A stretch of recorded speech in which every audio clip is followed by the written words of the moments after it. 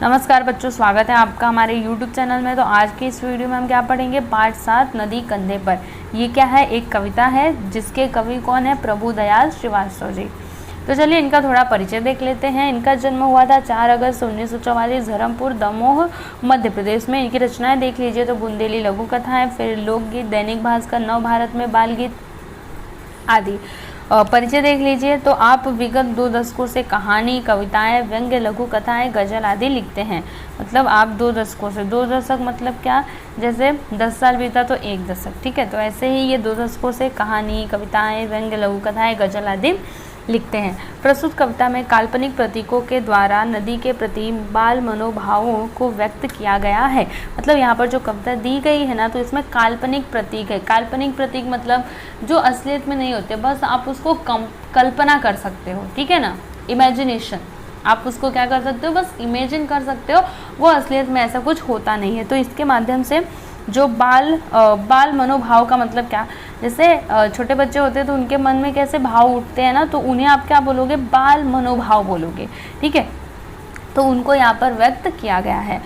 तो चलिए पढ़ते हैं क्या लिखा है यहाँ पर। अगर हमारे बस में होता नदी उठाकर घर ले आते, अपने घर के ठीक सामने उसको हम हर रोज बहाते, कूद कूद कर उछल उछल कर हम मित्रों के साथ नहाते। यहाँ पर कवि जी क्या लिख रहे हैं कि मतलब कोई छोटा सा बच्चा है, वो क्या सोचता है कि अगर हमारे बस में होता, मतलब अगर मेरे बस में होता तो क्या करते, हम नदी उठा कर के घर ले आते। जैसे जो नदी होती है कैसे बहती रहती है, तो उसको हम कहाँ पर लेकर के आते, अपने घर पर लेकर के आते, और अपने घर के ठीक सामने उसको हम हर रोज़ बहाते। और अपने घर के ठीक सामने नदी उठाकर लाते, लेकिन कहाँ पर उसको बहाते, अपने घर के ठीक सामने। कूद कूद कर उछल उछल कर हम मित्रों के साथ नहाते, और उस नदी में हम कूदते उछलते, हम सभी मित्र एक साथ उसमें क्या करते, नहाते, ठीक है। तो ये तो बस एक कल्पना ही है ना, आप सच में थोड़े ना नदी को अपने घर के सामने ला करके खड़ा कर सकते हो, ऐसे थोड़े ना होता है। अगर आपको नहाना है तो आपको नदी के पास जाना पड़ेगा, आपके पास नदी थोड़े ना आएगी। फिर आगे क्या दिया कि कभी तैरते कभी डूबते, इतराते गाते मस्ताते, नदी आ गई चलो नहाने, आमंत्रित सबको करवाते, सभी उपस्थित भद्रजनों का नदियों से परिचय करवाते, अगर हमारे मन में आता झटपट नदी पार कर जाते।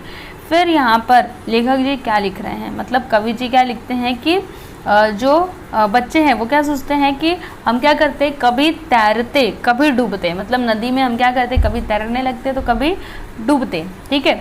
इतराते गाते मस्ताते, मतलब हमें कभी इतराते और फिर गाते मस्ताते। कैसे पानी में बहुत मज़ा आता है ना नदी में नहाने में, ठीक है।